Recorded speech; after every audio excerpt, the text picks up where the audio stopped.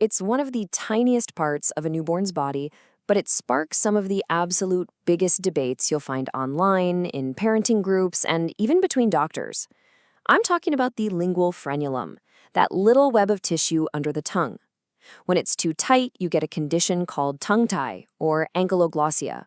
And believe me, the controversy over what to do about it is just massive. So what are we really looking at here? Is this just a minor hiccup, a small anatomical quirk that messes with feeding for a little while?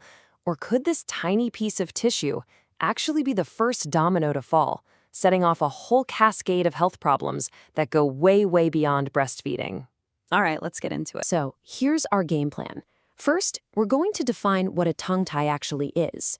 Then we'll dive into the feeding dilemma that brings this to most parents' attention. After that, we'll explore some of the surprising ripple effects it can have, scrutinize the hard evidence for the famous SNP procedure, and finally, we'll unpack a more holistic approach to treatment that's really gaining traction. Okay, let's start at square one. The idea that a restricted tongue can cause problems is nothing new. People have been talking about this for centuries.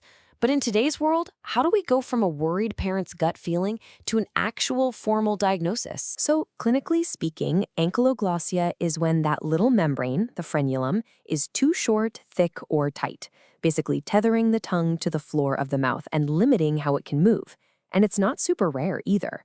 Research suggests it shows up in about 4 to 11% of all newborns. But, and this is a big but, just seeing a tight frenulum isn't the whole story. So how do you make this objective, right? To avoid all the confusion and the wildly different opinions you can get, clinicians really need standardized tools. Tools that don't just look at what the tongue looks like, but also what it can do. And that's where something like the Bristol Tongue Assessment Tool, or BTAT, comes in. As you can see, it's basically a scorecard. It gives points for 4 different things: the shape of the tongue tip, is it heart-shaped or rounded, where the frenulum attaches, how high the baby can lift their tongue, and how far they can stick it out. A lower score means a more significant tongue tie, giving everyone a much clearer, more objective picture to work with. Now, for most new parents, the first red flag isn't what their baby's tongue looks like. It's the actual, often painful and frustrating experience of trying to feed them. This is usually where the story begins. Yeah, when a tongue can't move properly, it can be almost impossible for a baby to get a deep, effective latch. And this leads to a whole host of classic signs: serious nipple pain and damage for mom, feeding sessions that seem to go on forever, a baby who isn't gaining weight well, and that telltale clicking sound when the baby keeps losing suction. For so many families, this becomes a real crisis. So with all that trouble, getting the tie released seems like a total no-brainer, right? Well, this is where things get complicated. When scientists from the prestigious Cochrane Review went looking for the best quality evidence, they pooled the 5 best studies they could find. And the grand total of infants in those studies? Just 302. That's a tiny number. It's a really crucial piece of context to keep in your head as we move forward. Okay, so let's zoom out for a second. So often, the conversation about tongue tie just stops at feeding. But a growing field of research is suggesting that the effects can actually ripple outwards, impacting a child's development in ways you would never, ever expect. And it all starts with something called tongue posture. See, a healthy tongue should naturally rest up against the roof of the mouth, the palate. But a tongue that's physically tied down simply can't get there. And this low resting posture, well, that's the first domino to fall in a long chain of compensations the body makes. And you can see that whole chain reaction right here. Without the tongue pressing up and shaping the palate from the inside, the palate can grow high and narrow. That, in turn, can shrink the nasal passages, forcing a child into chronic mouth breathing. Mouth breathing irritates the tonsils and adenoids, which can block the airway and raise the risk for things like sleep apnea. The body might even start jutting the head forward just to try and keep that airway clear. It's all connected. And get this, the dominoes don't stop there. Research has found this fascinating and kind of wild link between that high, narrow palate and chronic ear infections. See, in kids, that high palate is often linked to a flatter, more horizontal eustachian tube. That's the little tube that drains the middle ear. A flat angle means poor drainage, which means fluid buildup, which means a perfect breeding ground for painful ear infections. It's a wild example of how one little problem in the mouth can echo all the way to the ears. So, given all these potential problems, a simple snip of that tissue, A procedure called a frenotomy seems like an obvious home run.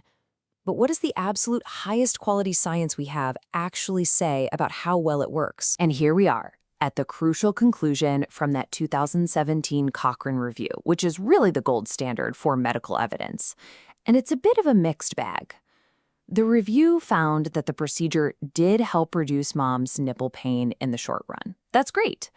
But when they looked at whether it actually improved the baby's ability to feed, the results were all over the place. This chart really shows you that split perfectly. For maternal pain, you see a clear, consistent positive effect. That's a win. But then you look at the bar for infant feeding improvement, and it's just inconsistent. It didn't reliably improve how well the babies were actually feeding across the studies. And this might be the most important slide of all.